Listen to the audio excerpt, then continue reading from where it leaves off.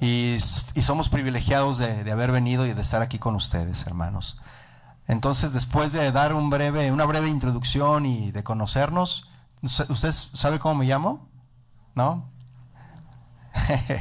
Mi nombre es Edson López, soy el pastor de Casa Oración Southgate y estoy para servirles, hermanos, ¿sí?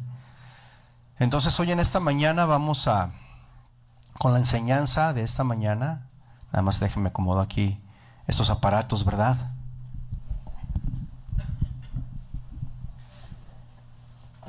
Muy bien.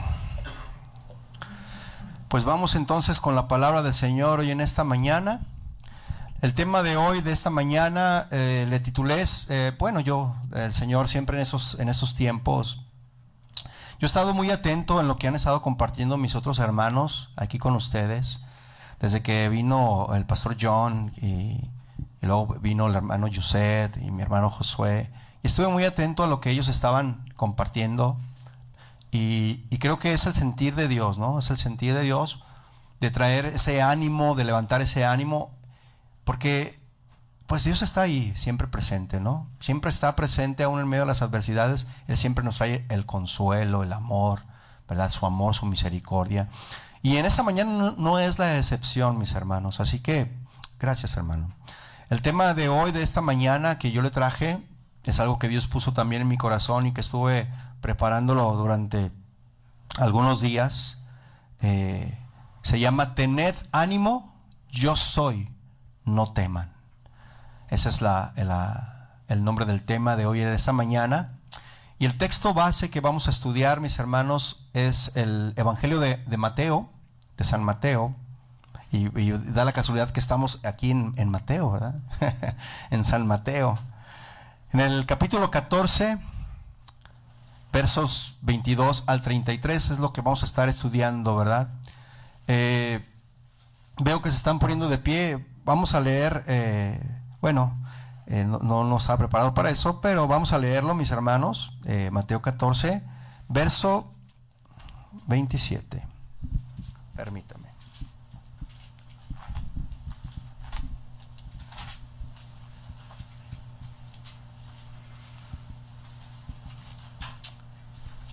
Mateo 14, versos 27. Ya lo tiene, ¿verdad? Dice Mateo 14, verso 27.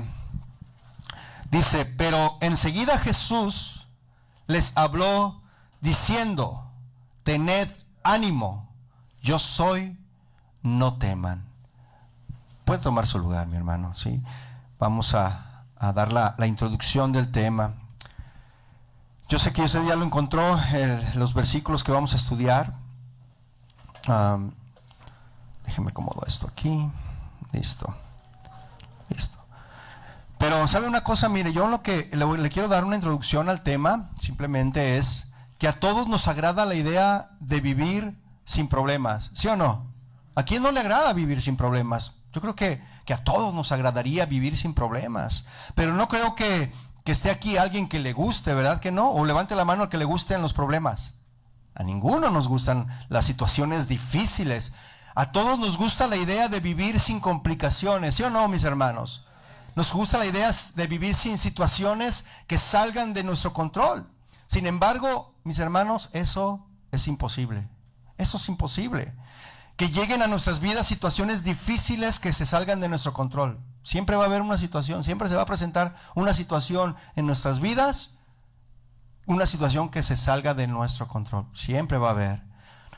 En ocasiones a nosotros nos gustaría saber de dónde vendrá ese asunto, por dónde va a venir ese asunto difícil, ¿verdad? Nos gustaría tener las respuestas para todo, ¿sí o no?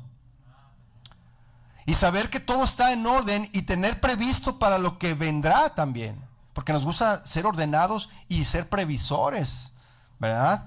Pero siempre vamos a enfrentar, siempre, mis hermanos, vamos a enfrentar situaciones que se salen de control. ¿Cuántos de aquí están pasando por una situación o ha pasado por alguna situación que se ha salido de control? Yo creo que todos, ¿no? Yo sí he pasado por situaciones que se han salido de control. Aún, mis hermanos, como cristianos, aún como hijos de Dios, nosotros nos enfrentamos a dificultades también. ¿Sí o no? Nos enfrentamos a consecuencias de nuestra vida pasada, incluso. Nos hemos enfrentado a eso. Porque aunque dice la palabra en 1 Corintios 5:17, no lo busque, yo se lo menciono, ya lo conocemos este versículo. Dice que de modo que si alguno está en Cristo, nueva criatura es, las cosas viejas pasaron y he aquí, todas son hechas nuevas. Y aunque dice esto la palabra, mis hermanos, no podemos escapar de las consecuencias de esta vida pasada que el Señor nos rescató. No podemos escapar. Si tú te dedicabas a fraudear, o tienes por ahí algún warning, o quizá alguna orden de arresto, y te conviertes y confías en Cristo, y todo es maravilloso, ¿verdad? Porque cuando uno conoce a Cristo está en su primer amor, ¿verdad? Está embelesado en el amor de Cristo y dices, qué maravilloso es el amor del Señor, ¿verdad? Y tú pones a cantar el amor de Dios, ¿verdad? Pero te conviertes y todo es maravilloso. Pero las órdenes de arresto, mis hermanos, siguen ahí. ¿Sí o no? Y ahí que hay que dar cuentas a la ley. Y las consecuencias de nuestras malas actividades nos persiguen. Por ejemplo, si nosotros no criamos a nuestros hijos con un ejemplo cristiano, con un ejemplo de moral correcta, pues aunque te conviertas y las cosas viejas pasaron, las consecuencias de lo que tú sembraste en tus hijos, ¿sí?, las vamos a ver y las vamos a cosechar. Todo lo que sembramos, porque Dios no puede ser burlado. ¿Cuántos dicen amén? Nosotros nos enfrentamos a ese tipo de situaciones, mis hermanos. Y también nos enfrentamos a dificultades. ¿Sí o no? Sí. Algunas de ellas difíciles, algunas de ellas son complicadas. Y a veces las dificultades se les añade un elemento que las vuelve aún más agudas, más dolorosas esas dificultades. ¿Qué es ese elemento que se añade? Se añade la incertidumbre, ¿verdad? Es la incertidumbre, mis hermanos, es el no saber cómo va a terminar todo. Y es lo que convierte las dificultades en algo insufrible. ¿Sí? Y todo esto que acabamos de mencionar puede producir en nosotros desánimo. ¿Sí o no? Puede producir temor. Es parte de nuestra naturaleza. Eso está en nosotros, ¿verdad? Cuando nos enfrentamos a situaciones así, pues produce temor, produce duda. Ni siquiera los discípulos de Jesús, estoy hablando del círculo cercano de Jesús, ni siquiera los discípulos no se libraron de situaciones como estas, mis hermanos. ¿Sí? No se libraron de las dificultades y situaciones que les produjeran temor y desánimo. No se libraron de ellas porque también eran hombres como nosotros. Y cuando me refiero a hombres, no me refiero al sexo masculino, sino al antropos, al ser creado, hombres y mujeres. Somos hombres y mujeres creados por Dios y también nos enfrentamos a esas cosas. El Señor Jesús, mis hermanos, nunca tuvo temor, nunca, porque Él conocía todas las cosas, Él las conocía. Mire, Jesús sí se entristeció, ¿cuántos lo saben? Porque dice Juan que hasta lloró, ¿verdad? Cuando estaba frente a la tumba de Lázaro. Pero en Él nunca hubo incertidumbre, mis hermanos, en Jesús. Nunca hubo duda o temor. Más bien estuvo depositada su confianza en su Padre, en Dios. Siempre Jesús depositó toda su confianza. Y nosotros debemos de depositar toda nuestra confianza en el Señor. Porque el gozo del Señor es nuestra fortaleza. Los discípulos, según los evangelios de Mateo 14, que vamos a leer ahorita, Marcos 6, que es un paralelo, y Juan, también capítulo 6, relatan que los discípulos, después de que vieron un milagro, ellos experimentaron el milagro de la multiplicación de los panes y de los peces, mis hermanos, en donde alimentaron una gran multitud hasta que sobró alimento, ¿sí? Y dicen las escrituras que Jesús los probó y les dijo, a ver, aquí está la multitud. ¿Qué vamos a hacer con ellos? ¿Qué van a comer? Tienen hambre, ¿verdad? Y pues ahí estaban los discípulos viéndose uno a otro y pues ¿qué vamos a hacer? Pues hay que darles de comer, dice Jesús. Oye, pero no alcanza lo que traemos, no alcanza. Nada más traemos $100, ¿verdad? Y no alcanza. Y ya el Señor estaba probando su fe. Y ya por ahí uno se acerca y le dice, aquí hay un muchacho que traía unos sándwiches de sardina, ¿verdad? Traía 5 panes y 2 peces, ¿verdad? Y ahí traía su sardina. El muchacho se iba a hacer su sándwichito para escuchar la palabra del Señor. Mientras escuchaba, pues iba a aventarse un sándwichito, ¿verdad? De pescado.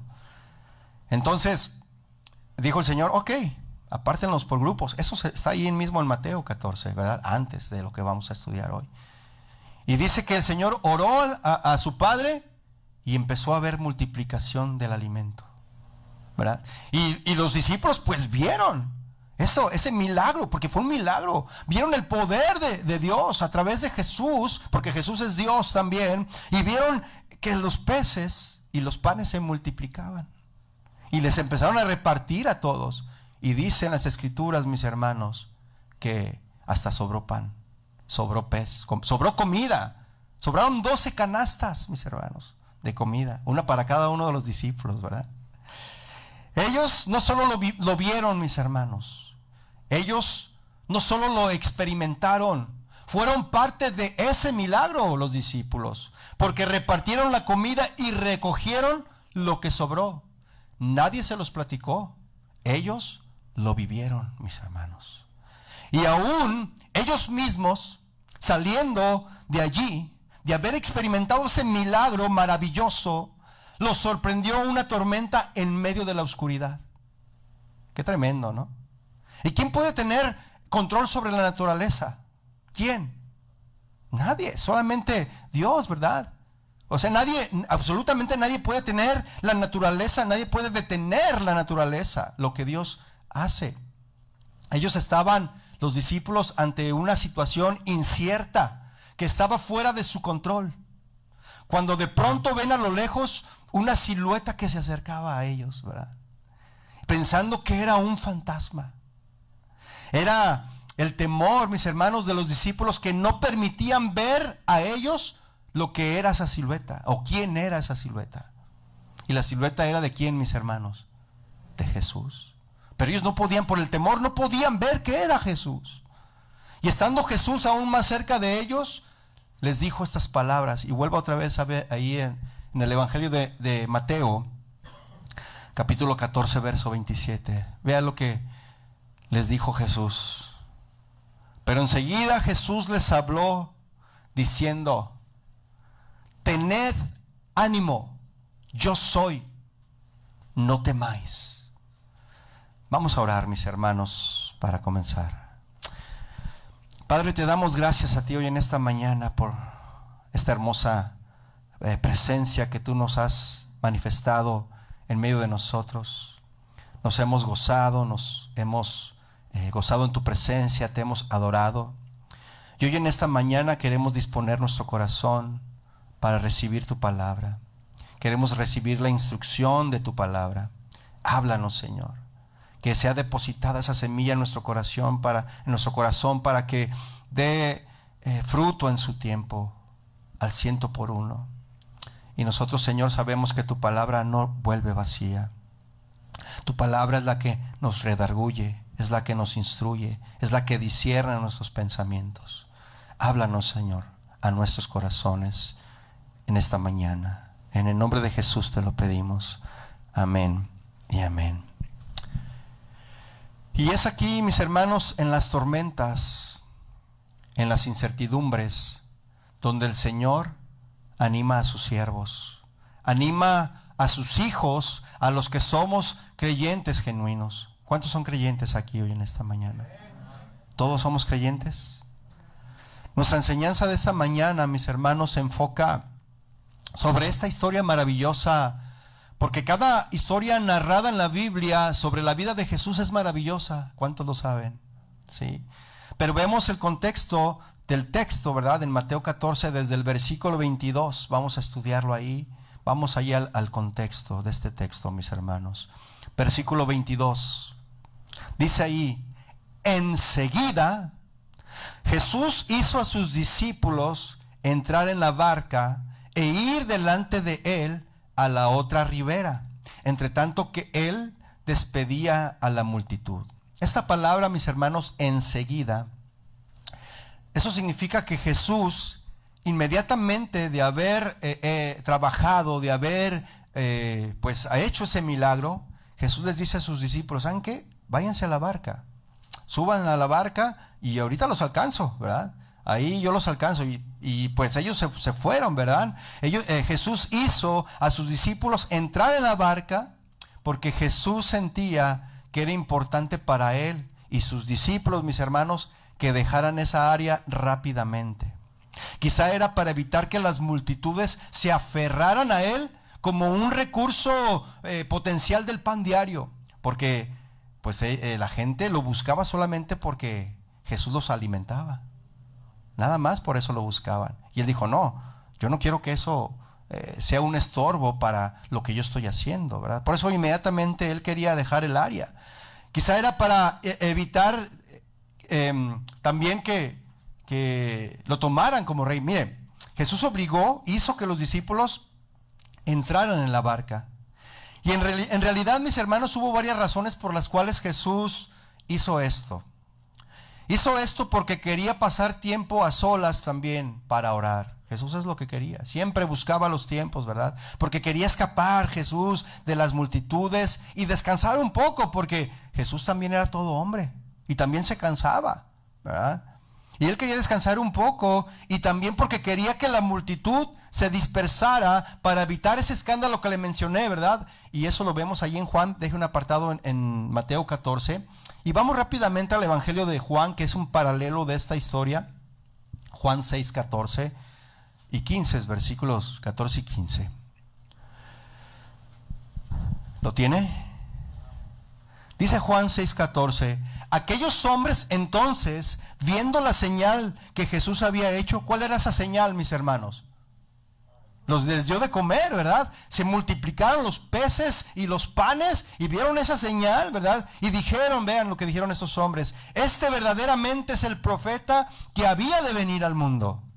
Y el versículo 15, pero entendiendo Jesús que iban a venir para apoderarse de él y hacerle rey, volvió a retirarse al monte él solo.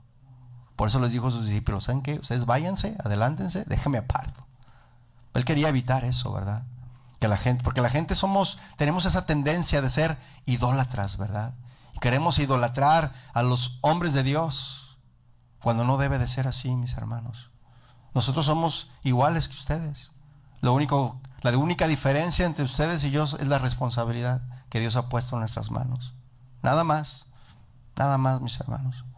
Entonces Juan nos dice que la multitud respondió al milagro de la multiplicación de los peces y los panes con una expectación, ¿verdad? Querían hacerle rey a Jesús. Si los discípulos compartían esta emoción también, si se contagiaban con esa emoción de la gente que quería ser el rey, ellos pues también podían sentir que era el tiempo. Ellos también podían contagiarse y sentir que ese era el tiempo de promover a Jesús públicamente como Mesías el rey. Podían ser contagiados. Entonces era importante más que nunca que Jesús alejara a los discípulos de una multitud emocionada. Y a veces nos dejamos vencer por nuestras emociones, ¿verdad? Versículo 23 de Mateo 14, por favor.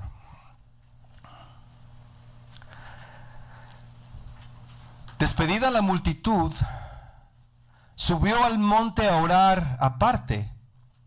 Y cuando llegó la noche, estaba allí solo. Así que lo que Jesús hizo inmediatamente fue apartarse de la multitud, mis hermanos, y de sus discípulos, porque dice que subió al monte a orar aparte y estaba ahí, ¿cómo? Solo. Jesús anhelaba el tiempo que pasaba a solas con su Padre. ¿Cuántos de nosotros anhelamos ese tiempo de estar a solas con el Señor? Porque ¿qué dice la palabra? Que estando a solas en nuestra habitación, que oremos al Padre. Y nuestro Padre en público nos va a recompensar, ¿verdad? Entonces Jesús anhelaba el tiempo que pasaba a solas con su Padre, en medio de su gran ministerio por los demás, porque Jesús se entregaba, Jesús servía, sanaba, les daba de comer. Era un trabajo arduo lo que Jesús hacía junto con sus discípulos. Por eso él dice, yo necesito estar un tiempo, ¿verdad? Él no podía, mis hermanos, ni quería descuidar la oración. Es decir, era disciplinado con ese tiempo. ¿Cuántos de aquí somos disciplinados con ese tiempo de oración? Que dejamos todo y dijimos, no, ya es el tiempo de orar, ¿verdad?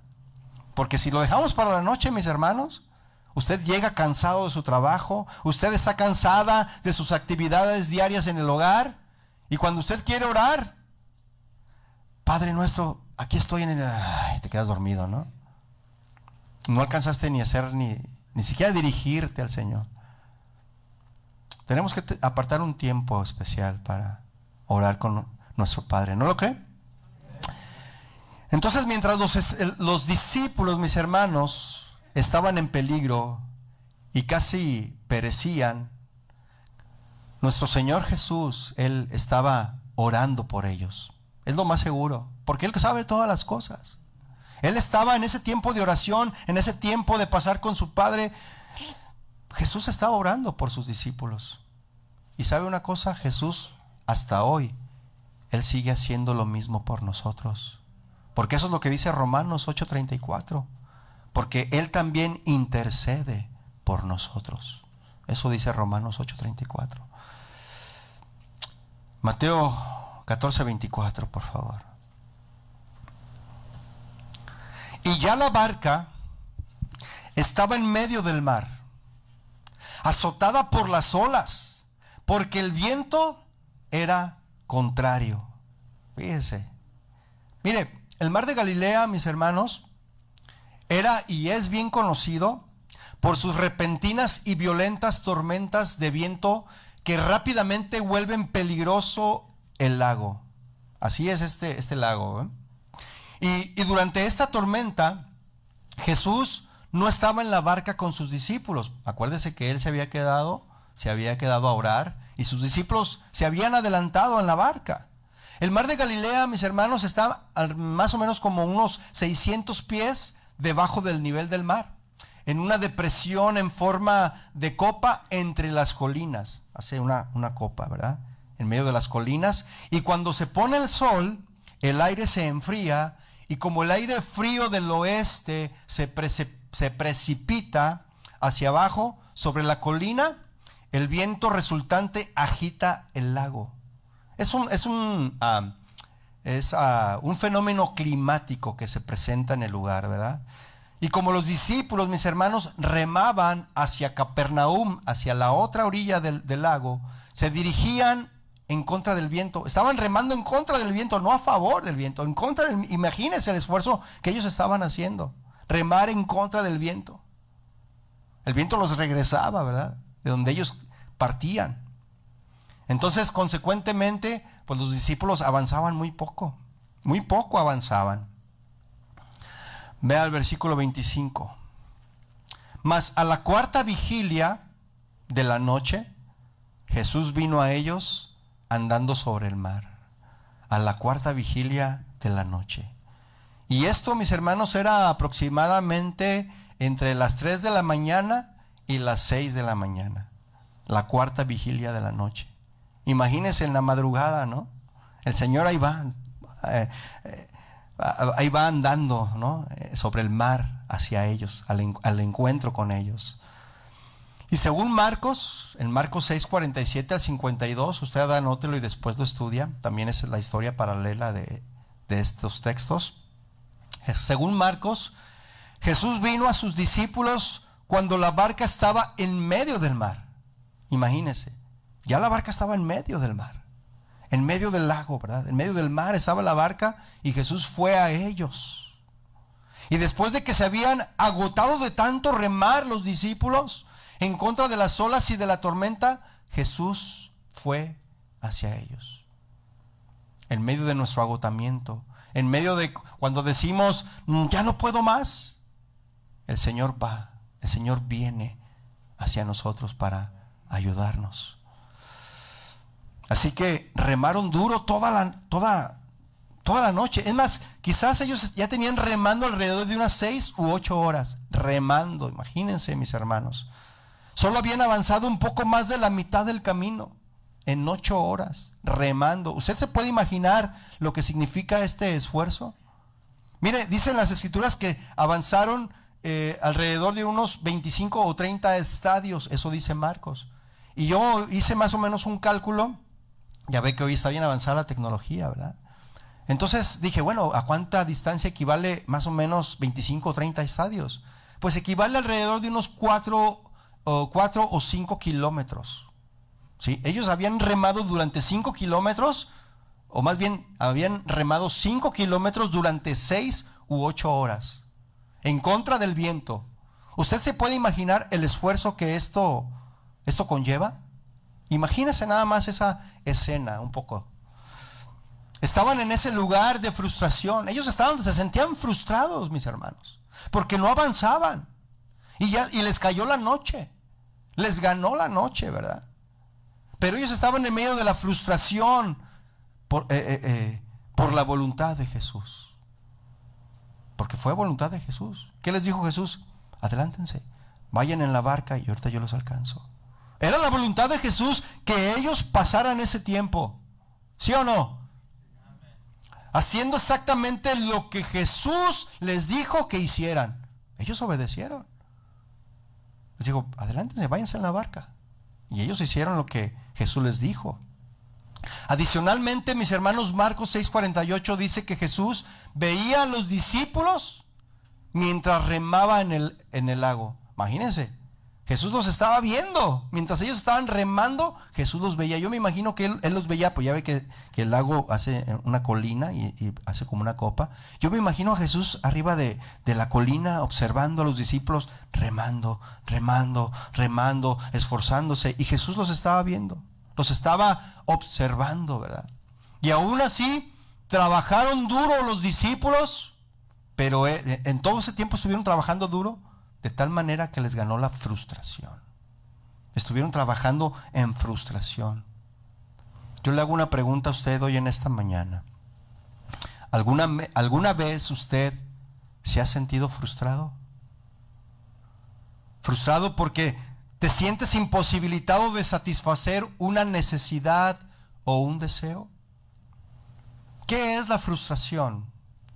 La frustración, mis hermanos, es un sentimiento de tristeza, decepción y desilusión. Eso es la frustración, ¿sí? Que provoca esta imposibilidad, la imposibilidad de satisfacer una necesidad o un deseo. Eso es la frustración. ¿Usted se ha sentido alguna vez frustrado? ¿Sí o no? ¿Sí? Mire, un sentimiento prolongado de frustración alejado de Cristo puede llevar a la depresión. Nos puede llevar a la depresión, mis hermanos. Quizás sea porque estamos peleando en nuestras fuerzas la batalla, ¿sí? Así como los discípulos que remaban y no avanzaban. Su desgaste fue físico, mis hermanos, pero se sentían imposibilitados de satisfacer esa necesidad que era llegar a la otra orilla del lago. Por eso se sintieron frustrados. Y lo peligroso de la frustración es la depresión. Pero Jesús llegó a tiempo, ¿verdad? A la barca. Mire, la enfermedad, el desempleo, las necesidades familiares, las crisis económicas pueden traernos a nuestras vidas esa frustración. Pero debemos entender que detrás de todo esto, mis hermanos, está Jesús.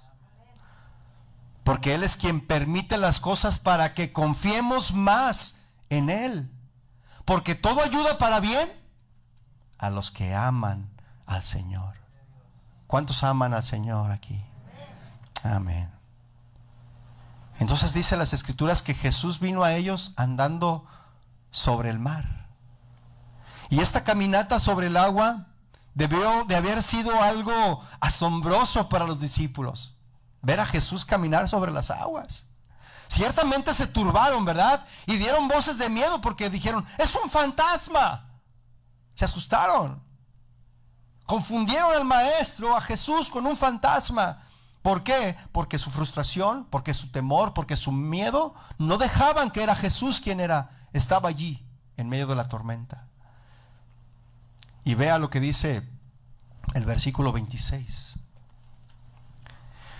Y los discípulos, viéndole andar sobre el mar, se turbaron diciendo, ¿verdad? Un fantasma. Fíjese esa escena, ¿no? Y dieron voces de miedo. ¿Usted se lo puede imaginar? Voces de miedo, ¿eh? De que, ¡ay! ¡Un fantasma! Pedro, hazte adelante, tú que eres siempre bien aventado. ¡Ahí viene el fantasma! Enfréntalo, ¿verdad? Y Pedro, no. Tú, Juan, tú que eres bien amoroso ahí, dale amor a ese fantasma, ¿verdad? Y ya me los imagino ellos peleando ahí, ¿no? Y dando voces de miedo. Pero los discípulos, mis hermanos, no estaban listos para ningún tipo de ayuda sobrenatural. No estaban listos todavía. Ellos sabían lo que Jesús les había ordenado y salieron a hacerlo. ¿Sí? Pero sin ninguna ayuda directa de Jesús, porque Jesús no estaba en la barca. Así que se sorprendieron y se asustaron, mis hermanos, al ver la ayuda sobrenatural dirigiéndose a ellos. ¿De dónde viene esa ayuda sobrenatural que nosotros necesitamos? Donde a veces nosotros decimos, esto no se va a solucionar más que con un milagro, con una ayuda sobrenatural. ¿Y de dónde viene esa ayuda, mis hermanos? De nuestro Dios, de Jesús, nuestro Señor. Y vean lo que dice el versículo 27. Después de que ellos dieron voces de miedo, que confundieron a Jesús con un fantasma y que estaban turbados, estaban ya, pues ahora sí que casi deprimidos, ¿verdad? Estaban frustrados, cansados de haber remado tantas horas y no haber llegado a la orilla, y después de ver a Jesús caminando en el mar y confundirlo con un fantasma y tener ese miedo, ese temor y esas voces de miedo que dieron, ¿verdad? Ve el versículo 27 lo que dice. Pero enseguida Jesús les habló diciendo, ¿qué les dijo Jesús? Tened ánimo, yo soy, no temáis. Y si se fija, tiene signos de admiración. Y cuando dice esos signos de admiración es que los estaba, ¡hey! ¡Tengan ánimo!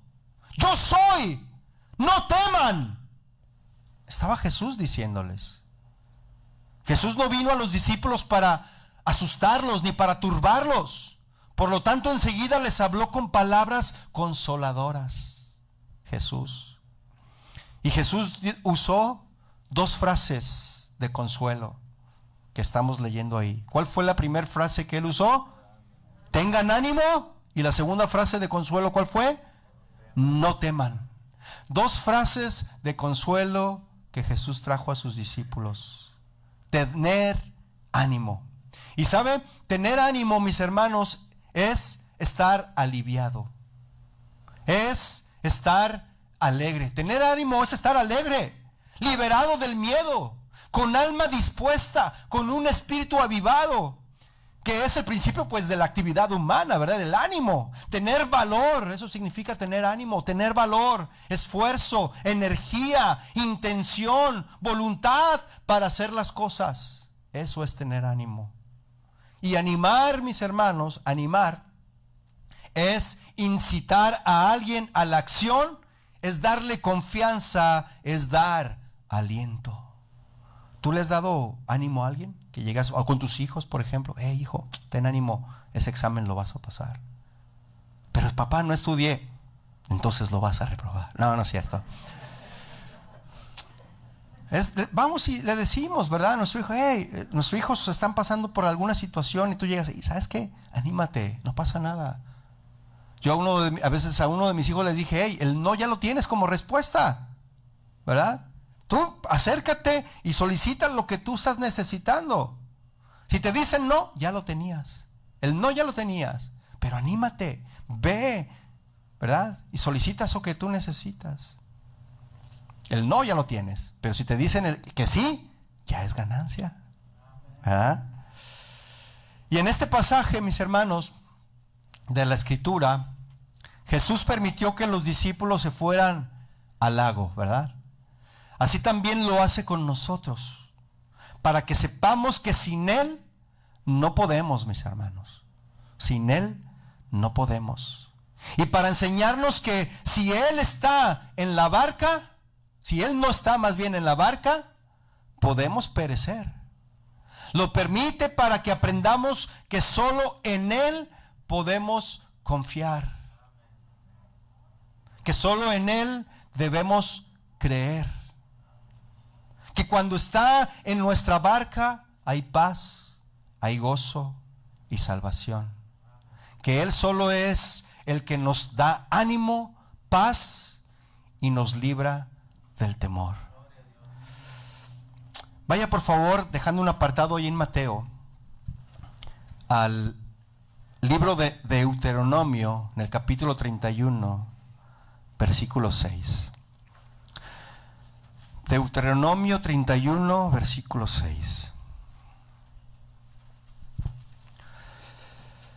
Se encuentra entre el Génesis y el Apocalipsis. Ahí lo va a encontrar.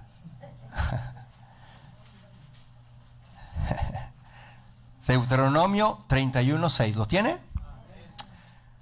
Mire, y el Espíritu Santo, mis hermanos, dio ánimo a Josué y su pueblo.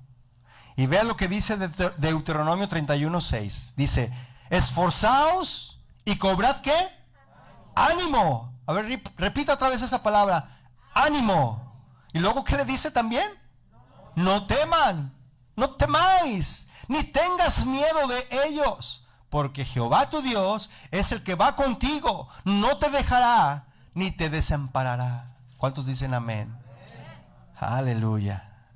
La Biblia, mis hermanos, nos muestra una historia similar a esta que estamos viendo de los discípulos, en donde Jesús se le aparece al apóstol Pablo, fíjese, ¿verdad? Para animarle, ya que él estaba pasando por situaciones difíciles. El apóstol Pablo sabía que iba a perecer, o a padecer más bien. Él iba a padecer.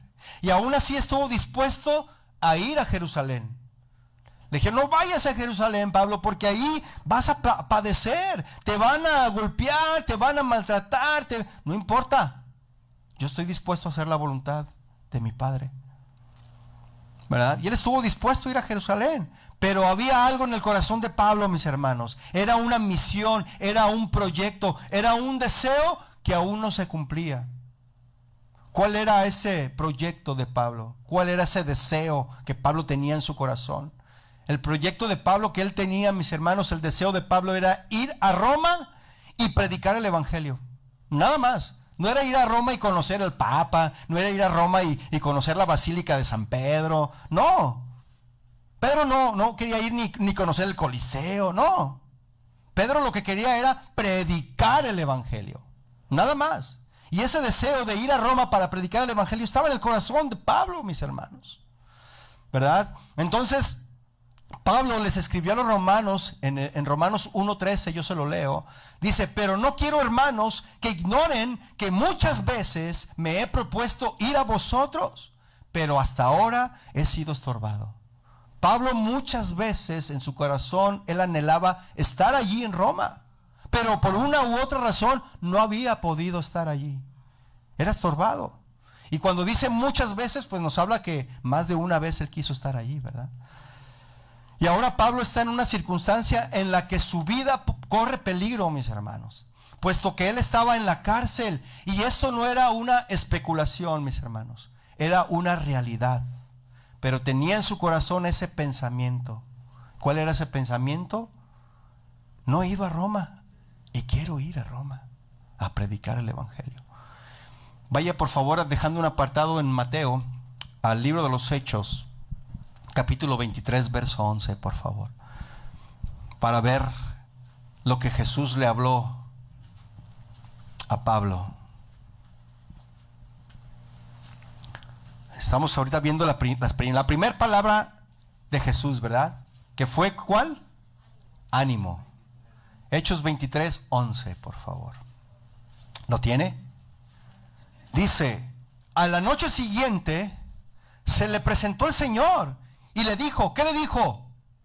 Tened ánimo, Pablo, pues como has testificado de mí en Jerusalén, así es necesario que testifiques también en Roma. Y yo quiero que repita una vez más. ¿Qué le dijo el Señor? Tened ánimo. Y ahí dice Pablo, ¿verdad? Usted ponga ahí su nombre. Juan, María, José, Angélica, el nombre que usted quiera. Laura, Christopher. Tened ánimo, ¿verdad?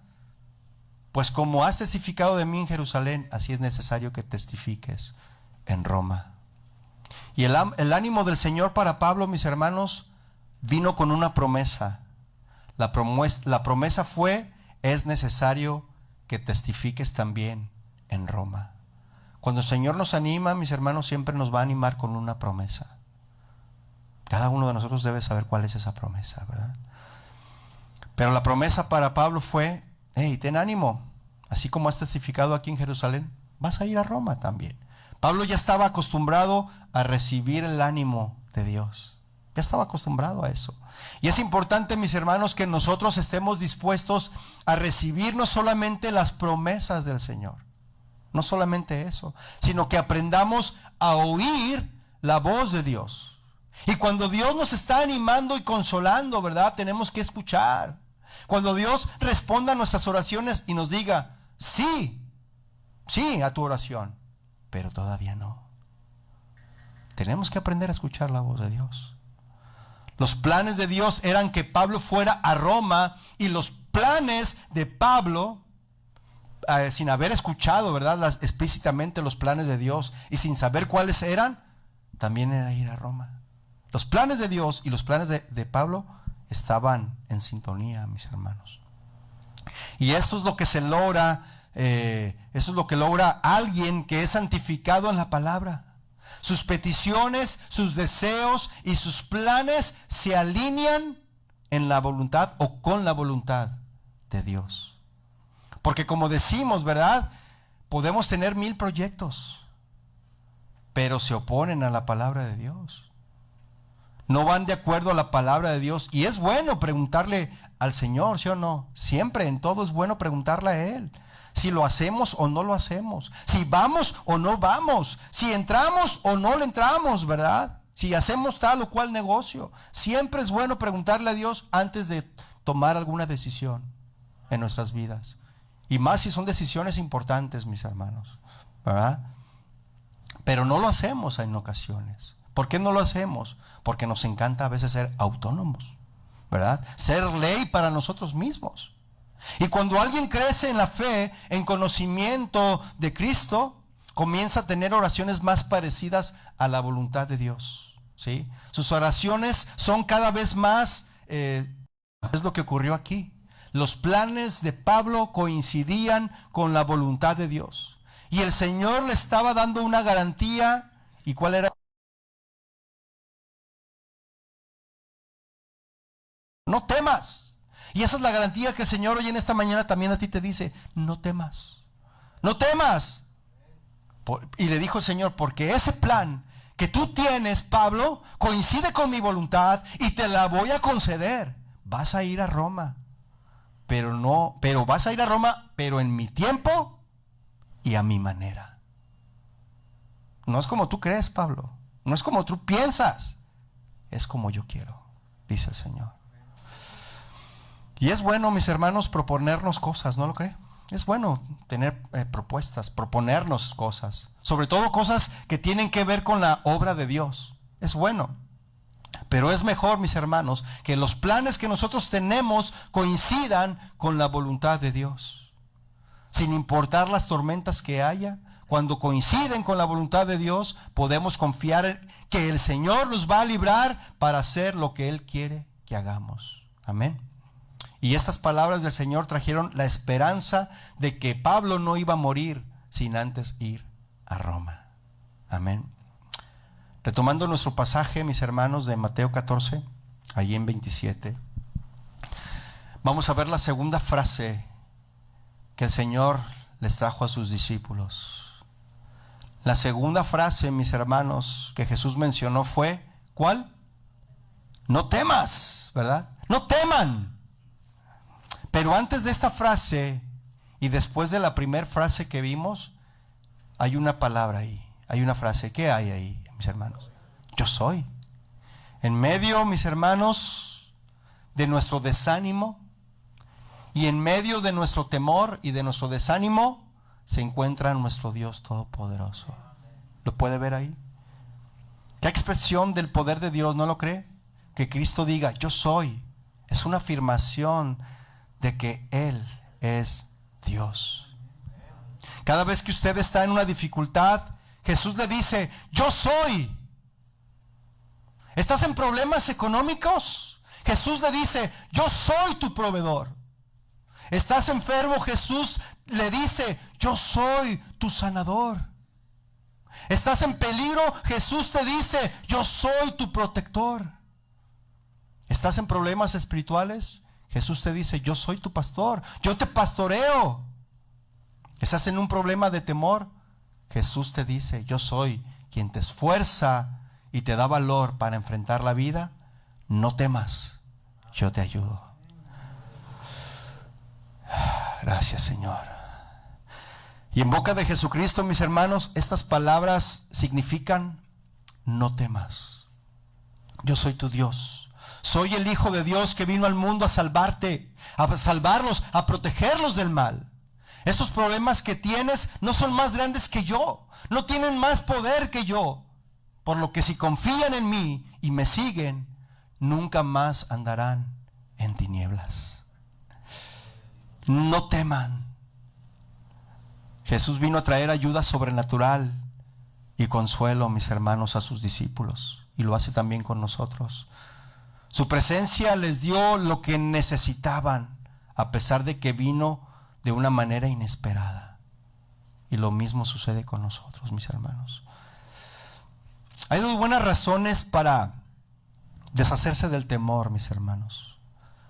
Una razón puede ser porque el problema no es tan grande como se cree o se piensa.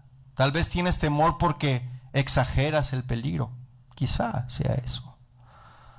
La otra razón es que aunque el problema puede ser real, existe una solución y una ayuda más grande.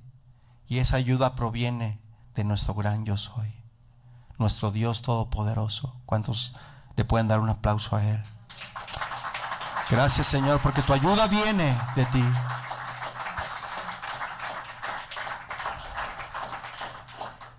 Y vamos a ver en la Biblia algunos versículos. Van a ser 3 versículos. Hay muchos, mis hermanos, que respaldan lo que Dios nos dice sobre esta frase, no teman. Hay muchos. Pero a mí me encanta mucho el libro de Isaías, del profeta Isaías. Me fascina la manera en cómo él profetizaba, de cómo nos muestra a Cristo en medio de sus profecías, ¿verdad? Pero vea Isaías 41, por favor, en el versículo 10 y 14. Yo se los voy a leer, lo voy a leer así rápidamente, no.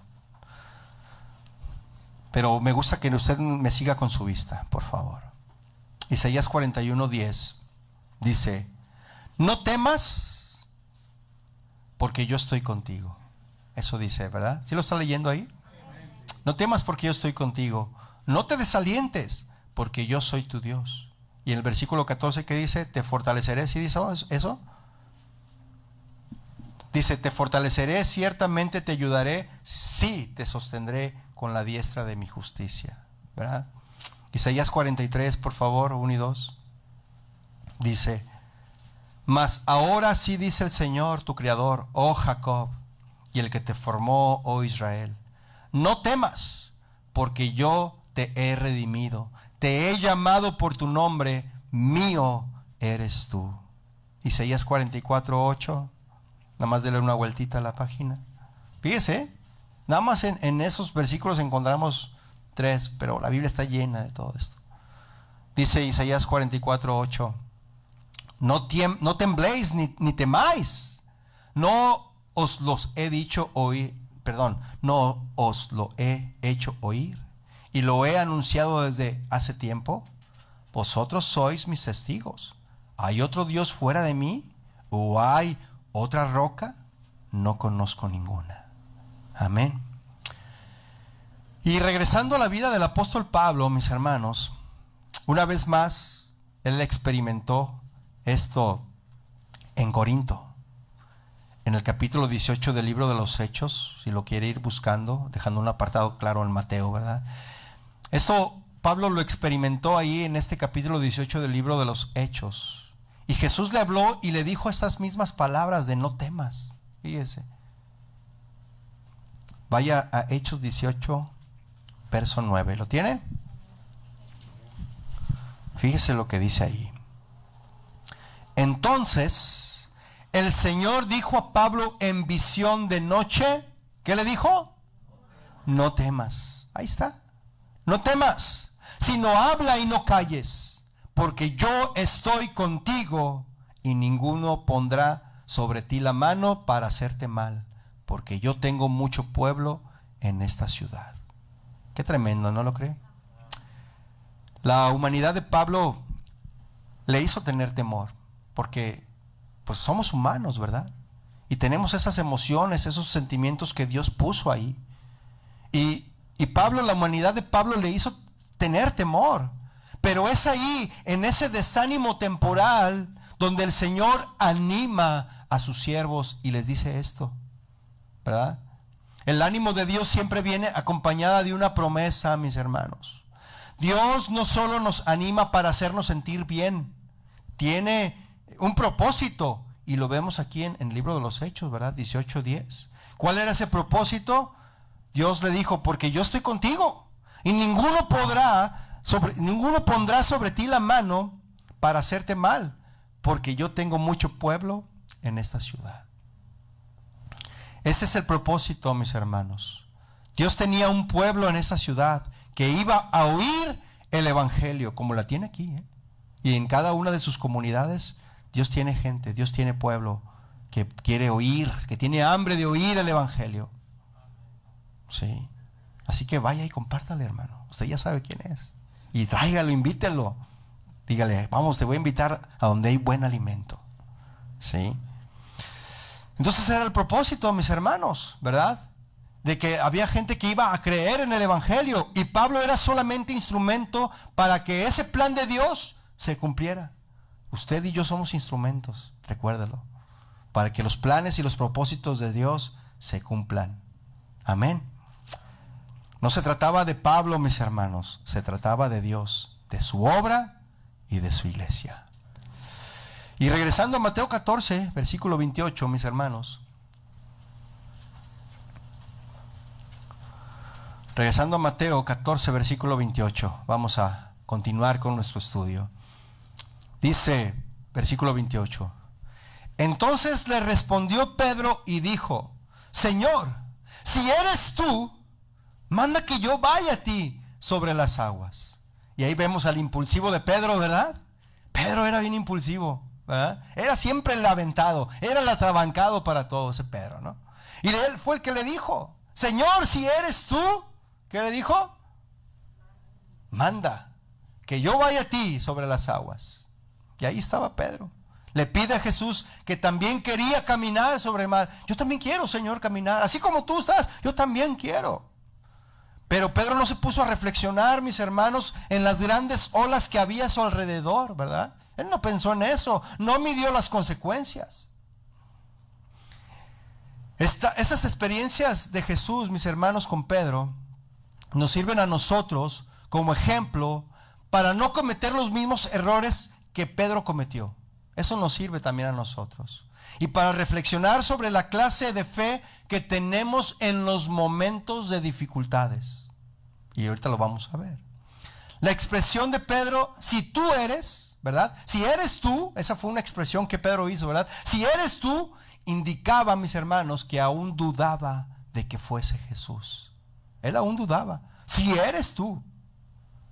Él aún dudaba que fuese Jesús, a pesar de que Jesús les había dicho que Él era. Yo soy, no teman, ¿no les había dicho? Pero aún así, Pedro les dijo, si eres tú. Todavía dudaba Pedro, mis hermanos. Y muchos de nosotros confiamos en Jesús y creemos que Él nos ayudará a andar sobre el mar de los problemas. ¿Sí o no? ¿Confiamos o no confiamos? Y vea el versículo 29. ¿Qué fue la respuesta de Jesús? ¿Cuál fue? ¿Qué le dijo? Ven. Y descendiendo Pedro de la barca, andaba sobre las aguas para ir a Jesús. Pedro respondió a la invitación de Jesús y salió de la barca. Y andaba sobre las aguas para ir a Jesús. Y esta es una imagen maravillosa, mis hermanos. Una imagen de caminar en fe. Demostrando que Pedro pudo hacer algo milagroso. Él pudo también caminar sobre las aguas, ¿verdad? ¿Por qué? Porque sus ojos estaban fijos, estaban puestos ¿en quién, mis hermanos? En Jesús. Así es. Pero vean lo que pasó enseguida en el versículo 30. ¿Qué pasó? Pero al ver que el fuerte viento, tuvo miedo y comenzó a hundirse. Quitó su mirada de Jesús, mis hermanos. Quitó la mirada de Jesús, Pedro. Se desenfocó Pedro. Porque al ver el fuerte viento, al ver las circunstancias adversas, al ver la tempestad, tuvo miedo. Y él se turbó por el miedo y comenzó a hundirse, Pedro. Pedro se desenfocó, mis hermanos. Desenfocó su mirada en Jesús y vio la adversidad a su alrededor. Mis hermanos, que la adversidad a nuestro alrededor no nos desenfoque de nuestra mirada en Jesús. Por eso las Escrituras dicen que debemos de poner nuestros ojos ¿en quién? En el autor y consumador de la fe, que es Cristo Jesús. La fe de Pedro, mis hermanos, no duró mucho. Se desvaneció rápidamente cuando vio las enormes olas, los fuertes vientos. Imaginó que al observar que debajo de sus pies, ¿verdad?, solo había agua, y al imaginarse el fondo del mar, su fe se esfumó. ¡Wow! ¡Qué tremendo! Pedro sintió temor, mis hermanos. Comenzó a dudar. Al mismo tiempo, físicamente, comenzó a hundirse. Y cuando nosotros dudamos del poder de Dios, mis hermanos, en medio de la tormenta, nos comenzamos a hundir. No permitamos eso, mis hermanos. Su temor hizo que en vez de caminar hacia el Señor, o hasta donde el Señor estaba, tuviera que llamarlo para que lo salvara. De la misma manera, ¿verdad?, muchos cristianos dudamos. Y nuestra fe es disminuida cuando vemos los problemas que nos agobian. Las fuertes tormentas que en algunos momentos chocan en nuestras vidas, ¿verdad?, nos agobian. Por eso la palabra nos dice, una vez más se lo recuerdo, que pongamos nuestros ojos sobre el autor y consumador de la fe, que es Cristo Jesús. Y dice que dio voces, ¿verdad?, diciendo: Señor, sálvame. Incluso cuando Pedro falló, mis hermanos, Jesús estaba allí para salvarlo. Jesús está allí, está presto para ayudarnos en medio de nuestra necesidad. Pedro, mis hermanos, sabía a quién clamar en el momento de crisis. Entonces Jesús trajo a Pedro de regreso a la barca. Y esto me recuerda al ciego Bartimeo. ¿Se acuerda del ciego Bartimeo? Que decía, que gritaba: Jesús, ¿dónde estás, que no te veo?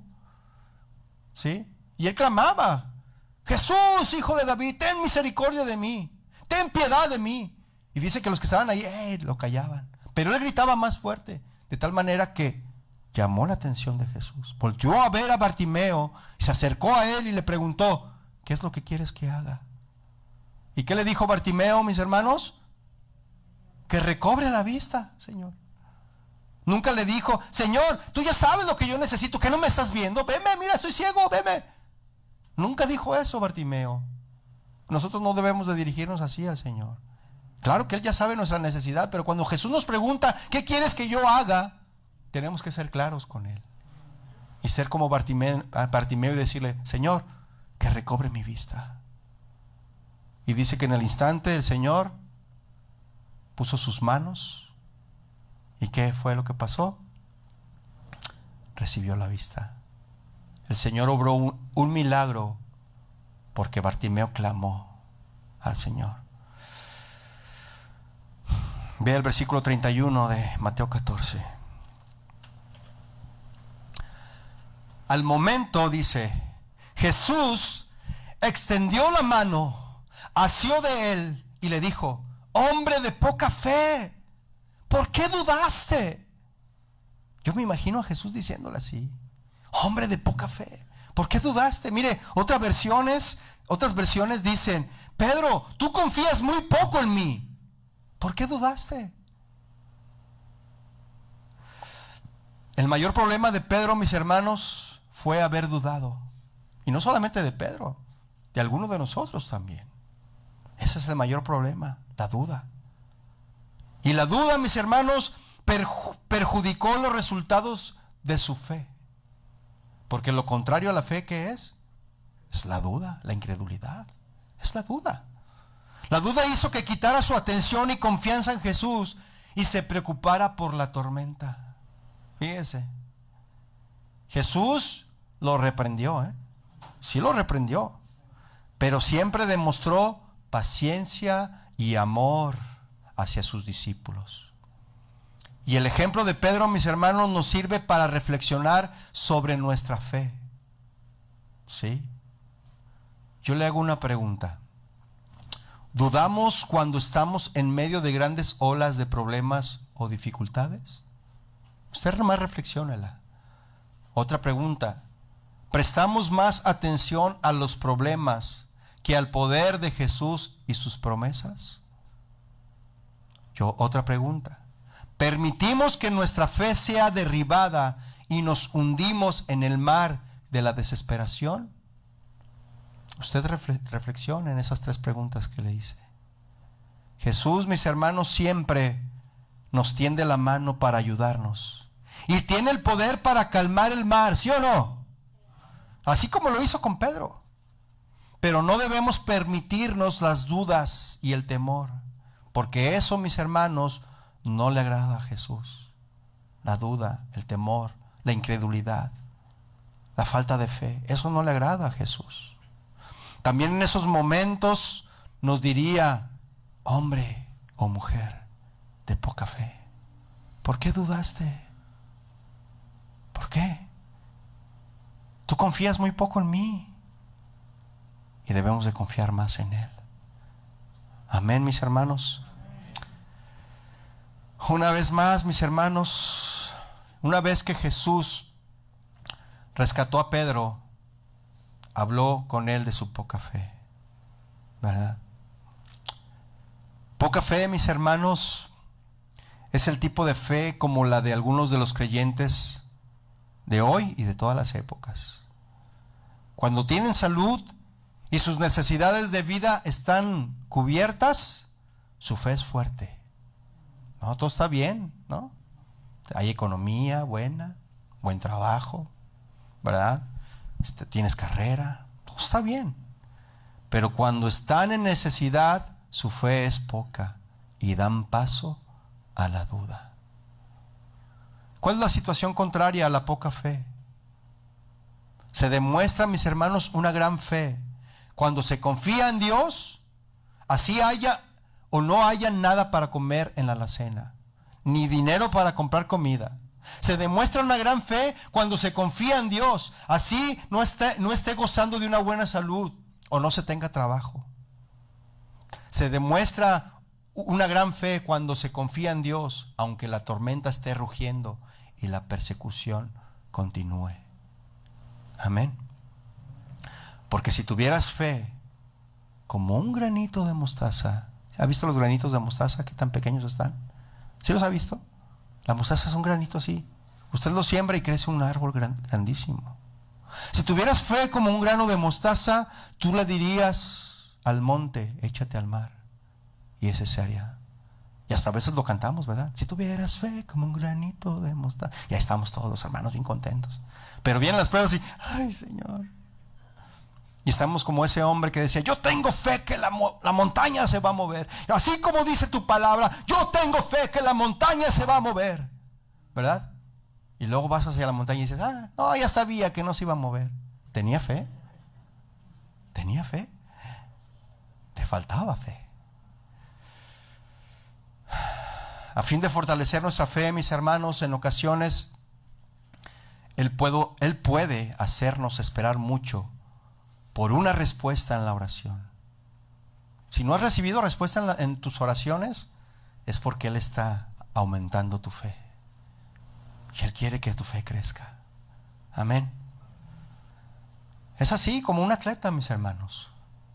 Un atleta se hace más fuerte levantando gradualmente pesas cada vez más pesadas o corriendo distancias cada vez más largas. Así también un discípulo se fortalece en su fe al enfrentar retos cada vez mayores que ponen en descubierto sus propias debilidades y lo dirigen hacia Dios. Amén.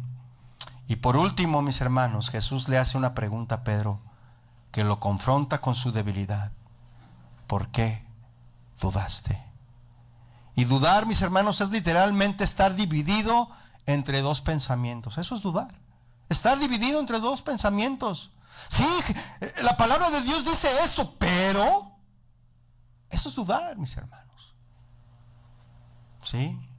Y Pedro dejó de caminar sobre el mar a raíz de la duda. La verdadera fe, mis hermanos, se enfoca decididamente en Jesús. Y vamos ya en los versículos 32 y 33, los últimos.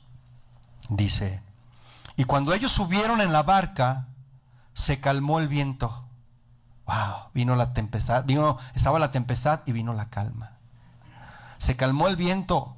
Entonces los que estaban en la barca vinieron y ¿qué hicieron? Le adoraron, diciendo: verdaderamente eres Hijo de Dios. Los que estaban en la barca, mis hermanos, vinieron y le adoraron. Cambiaron rápidamente su temor a la tormenta en adorar a Jesús.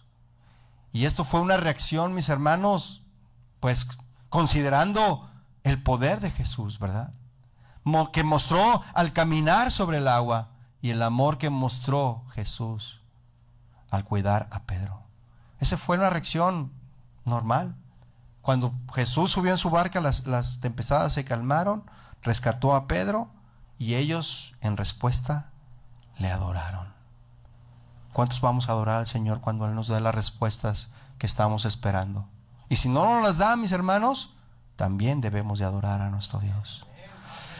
Ya para concluir, mis hermanos, en medio de las pruebas, en medio de la confusión, Dios nos alienta. Mire, no está mal que nos desalentemos, no está mal. Es normal que nos desalentemos ante situaciones difíciles y momentos en donde no hay respuestas, en donde no hay explicaciones. Pero en medio de esas pruebas, Dios alienta a sus siervos. Alienta a aquellos que han rendido su voluntad ante Dios. Un siervo no toma decisiones por sí mismo, mis hermanos. Un siervo no hace lo que se le da la gana. Mucho menos le dice a su Señor lo que tiene que hacer. No. Si nosotros hemos dicho que Jesús es nuestro Salvador y hemos creído en Él y confiado en Él, yo le felicito. La puerta del señorío de Cristo te fue abierta. Y dentro del reino de Dios está el Rey. Está el Señor, quien le dice a sus siervos lo que tiene que hacer. El siervo se somete a la voluntad de Dios. Nosotros, mis hermanos, somos siervos, no por obligación, porque el Señor no nos obliga. ¿A usted lo obligaron a venir aquí? No, ¿verdad? Cada uno de nosotros, si somos salvos, redimidos, nosotros si somos salvos y redimidos, vamos a rendir nuestra voluntad a Dios. Cuando nosotros permitimos que Jesús esté en nuestra barca, los problemas y las circunstancias se van a calmar, porque recibimos su guianza y cuidado. Y Él, mis hermanos, no nos desampara ni nos desamparará. Póngase de pie, por favor, y abra su Biblia ahora sí, en el Salmo 121. Y vamos a leer en orden y en voz alta, si usted lo quiere hacer, este salmo tan hermoso. Hacemos una oración y terminamos con nuestro tema. Salmo 121. ¿Lo tiene? Lo vamos a leer juntos en orden, sin gritar. Leeremos juntos en voz alta, claro, pero sin gritar. Vamos a leer lo que dice la palabra del Señor en el Salmo 121. ¿Ya todos lo tienen? Vea lo que dice ahí, léalo con nosotros. Dice: alzaré mis ojos a los montes. ¿De dónde vendrá mi socorro? Mi socorro viene de Jehová, que hizo los cielos y la tierra.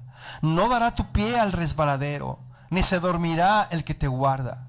He aquí, no se adormecerá, ni dormirá el que guarda a Israel. Jehová es tu guardador, Jehová es tu sombra a tu mano derecha. El sol no te fatigará de día, ni la luna de noche. Jehová te guardará de todo mal.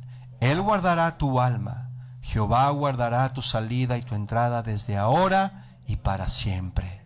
Amén. Cierre sus ojos, vamos a orar. Padre, te damos gracias a ti hoy en esta mañana por tu palabra. Gracias, Señor, porque tú has venido a traer ese consuelo, ese ánimo que necesitamos, Señor. Sabemos, Padre, que los tiempos son contrarios. Tú vienes pronto, tú vienes por tu iglesia. Pero nosotros queremos, Señor, estar preparados para que cuando tú vengas poder recibirte. Y nosotros, Señor, queremos aprender a confiar cada día más en ti.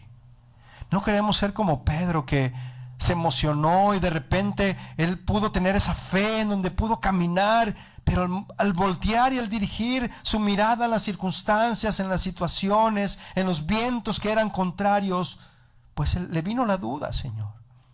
Pero nosotros queremos enfocar nuestra mirada en ti, porque de ti es donde viene nuestro socorro.